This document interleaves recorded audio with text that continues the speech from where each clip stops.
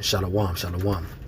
I want to give all praise, all honor, and all glory to Yahweh, Bahashem, Yahweh Shai, Bahashem, Rakakwadash. I want to give double honors to our apostles and the elders of Great Millstone. Peace and blessing and many salutations to you, elect Akim, across the four winds of this earth, pushing this word in sincerity and in truth. All right, in today's lesson, this is going to be going into how Esau is ultimately the natural-born slave. Okay, he's a natural-born slave. Okay, and when I say natural-born slave, somebody that was ultimately created just to be low and just to be in servitude. Okay, now to prove that, the first scripture that I'm going to go into is going to be in the foundation of it. And when I say the foundation of it, going into the blessing that you read about in the book of Genesis, the 27th chapter. Okay, and just a brief abridgment or a summary going into what I'm getting ready to read here. Okay, this is when Jacob and Esau were getting ready to receive their inheritances. Okay, now naturally, since Esau was the one that it came out of the womb first, okay, the firstborn technically is supposed to receive the inheritance. But of course, how the Most High works, he does things in his own ways. And yes, there is certain occasions where he brings up the younger child and he blesses them and gives them more favor than the older child. Okay, via example, you have Ephraim and Manasseh. Manasseh came out first, but Ephraim received a larger bulk, of the blessing than Manasseh did. When Jacob had blessed Ephraim and Manasseh. And there's also numerous other scriptures that shows that as well. Okay, but going back to what I was explaining earlier, the blessing ultimately went to Jacob and not Esau, and it was set that way through the Spirit. Okay, so when you read this here in the book of Genesis, the 27th chapter, and I'm going to start at verse, let's see here, start at verse 22, and it reads, "And Jacob went near unto Isaac his father, and he felt him and said, The voice is Jacob's voice, but the hands are Esau's hands." Now, the reason why he said that, because Isaac thought it was going to be Esau. Isaac thought Esau was the one that had presented himself to receive the blessing. Okay, that's why he said, "You sound like Jacob, but you feel like Esau." Okay, verse 23, "And he discerned him not, because his hands were hairy, as his brother Esau's hands, so he blessed him." Exactly. And he said, Art thou my very son Esau? And he said, I am. And he said, Bring it near to me, and I will eat my son's venison, that my soul may bless thee. And he brought it near to him, and he did eat. And he brought him wine, and he drank. And his father Isaac said unto him, Come near now, and kiss me, my son. And he came near and kissed him, and he smelled the smell of his raiment, and blessed him, and said, See, the smell of my son is the smell of a field which the Lord had blessed. Therefore God, Yahweh Ba'ashem Yahweh Shai, give thee of the dew of heaven, and of the fatness of the earth, and plenty of corn and wine. Let the people serve thee, and nations bow down to thee. Be Lord over thy brethren, and let thy mother's sons bow unto thee. Cursed be everyone that curseth thee, and blessed be he that blesseth thee. Now, when you read about this blessing that was given unto Jacob here, this is the same blessing that Abraham had given unto Isaac, and this is the same blessing that the Most High had given unto Abraham. It was just transferred down unto Jacob this time, okay?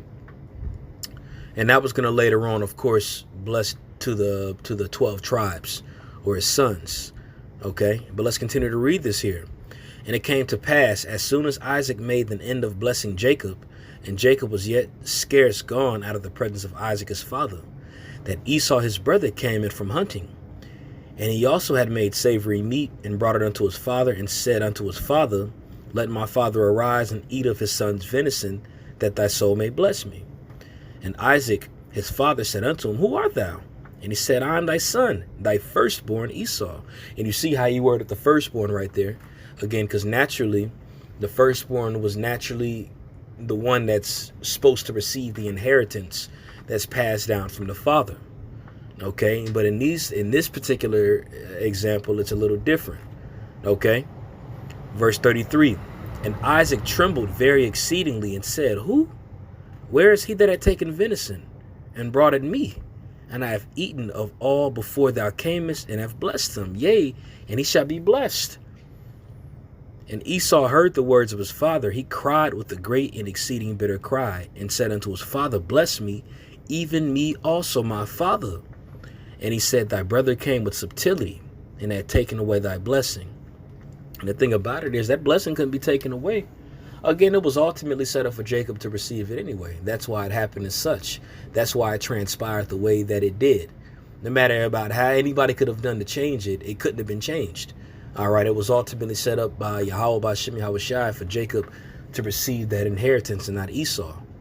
Okay, so it says, and Isaac answered and said unto Esau, hold on, this is verse 36. And he said, Is not he rightly named Jacob? For he had supplanted me these 2 times. He took away my birthright, and behold, now he hath taken away my blessing. And he said, Hast thou reserved a blessing for me? And Isaac answered and said unto Esau, Behold, I have made him thy Lord. I have made him thy Lord. Now, when you go into this word Lord right here, let me see here. My internet's acting a little funny right now. I'm going to try it one more time.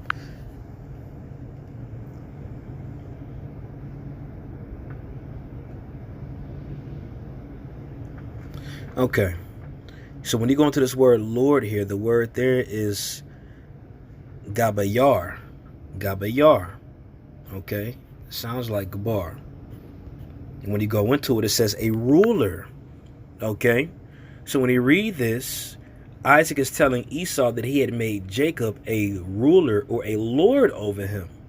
Okay, a lord over him, and that right there is a key point, which is one of the points that I was going to bring out going into how Esau's natural place in the earth is to be a servant or a slave. Okay, it says, I have made them thy lord, and all his brethren have I given to him for servants. Okay, was not Esau Jacob's brother? All right, and it says he will be his servant. And with corn and wine have I sustained him. And what shall I do now unto thee, my son? And Esau said unto his father, Hast thou one blessing thy father? Bless me even also, my father. And Esau lifted up his voice and wept. And Isaac his father answered and said unto him, Behold, thy dwelling shall be the fatness of the earth, and the dew from above, and by the sword thou shalt live. And that's the thing about it. That's how this man has lived the earth. Everything's based off the sword. All right, whether it's biological warfare, whether it's chemical warfare, or whether it's actual warfare is pertaining to the sword. This is the blessing that we see this man ruling in. This is the blessing that we see this man live his life and conduct himself. Okay, straight warfare in the sword. Okay, he rose with the sword and he's going to fall by the sword, as the scriptures say, loosely paraphrasing. Okay, now when you continue, it says, and Isaac his father answered and said unto him, Behold, thy dwelling shall be the fatness of the earth, and of the dew of heaven from above, and by the sword shalt thou live, and shall serve thy brother. Okay, it says, It shall come to pass when thou have dominion, that shall break the yoke off thy neck. So the point, hold on. Salaki, I'm at work right now. But the point going into that was how he was made to be in servitude and subjection under his brother Jacob. And we're approaching that time right now where that paradigm shift is getting ready to take place, where that transfer of power is about to happen. Okay. Now, as I explained earlier going into this lesson, I was going to pull up precepts showing you that this individual Esau is a insignificant fellow, and he was made to be down in servitude. He's made to be a slave. Okay, so let's see here. This is another scripture here in Psalms. Hold on. One sec, Salakia.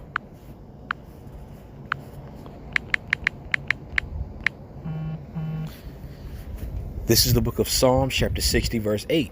It says, Moab is my washpot. Over Edom will I cast out my shoe. Philistia, triumph thou shalt because of me. Or Philistia, triumph thou because of me. Psalms 108:9. Moab is my washpot. Over Edom will I cast out my shoe. And what does that mean? That means to be in a low state. All right. Like as we say, to have thy boot over somebody's neck. Okay. Even as the scriptures say. That's what that ultimately represents. Okay. Washpot and the shoe, those are positions of servitude.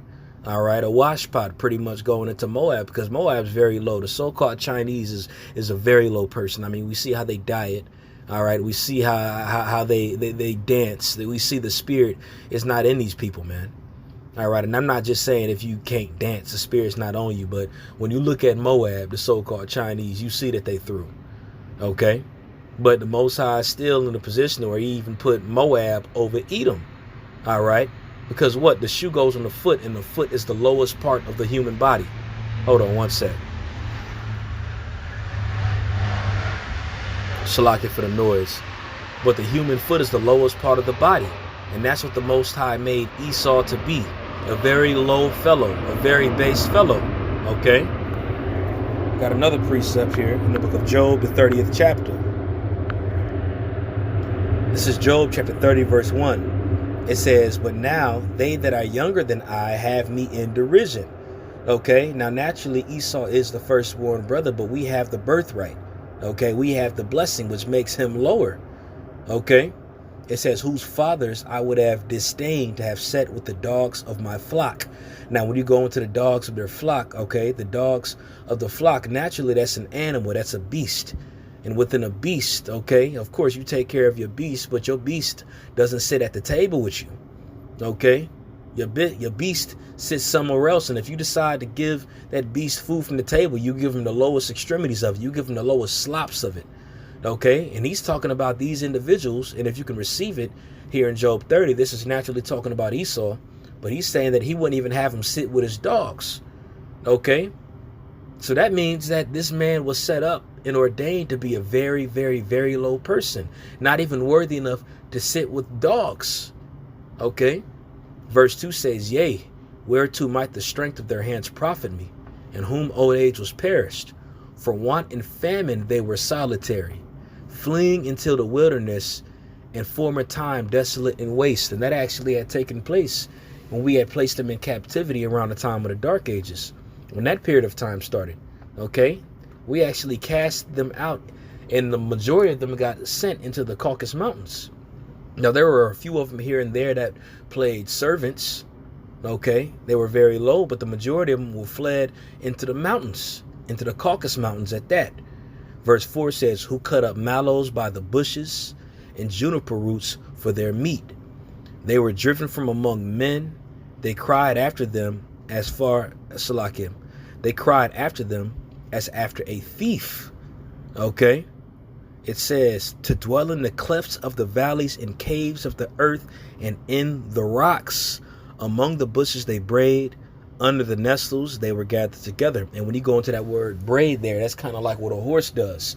Okay, and even when you look at the so-called white man when he was in his caveman state, all right, they'll have you thinking that his caveman state was around the time of the dinosaurs. No, this is the state that he was in when we were in rulership in the Dark Ages. Okay, caveman status, braying. That braying noise is like a, you know, hooka, hooka, hooka, booka, you know, and I'm just imitating it, but just so you can get an idea on what that's talking about. Okay, and it says what? They dwelt in the clefts of the rocks, in the caves of the earth. Okay, when you go into the name Caucasian, that goes into cave dwellers. Okay, we're Caucasus Mountains. And even in the book of Obadiah, matter of fact, before I continue this in Job, let's pull this up in Obadiah.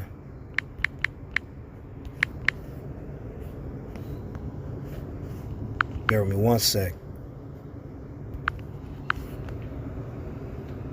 This is Obadiah, chapter 1, verse 3.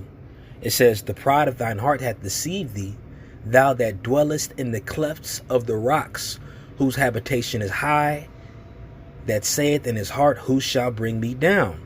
Okay, now how do we know this is talking about Esau right here? When you jump down to Obadiah 1 and 6, it says, how are the things of Esau searched out? How are his hidden things sought up? Okay, now one might say, well, that doesn't mean that everything prior to that was talking about Esau.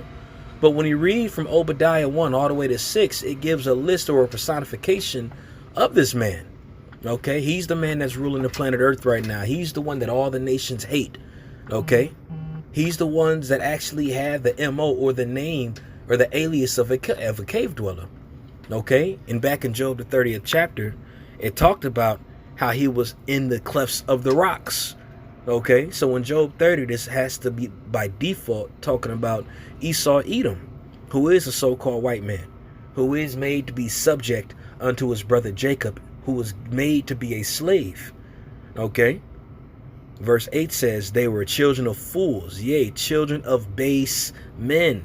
They were viler than the earth. Now, when you go into this word base here, I keep forgetting my internet's moving slow, but that word there is Shum. And let's see here, which we know this doesn't mean a name right here. Hold on.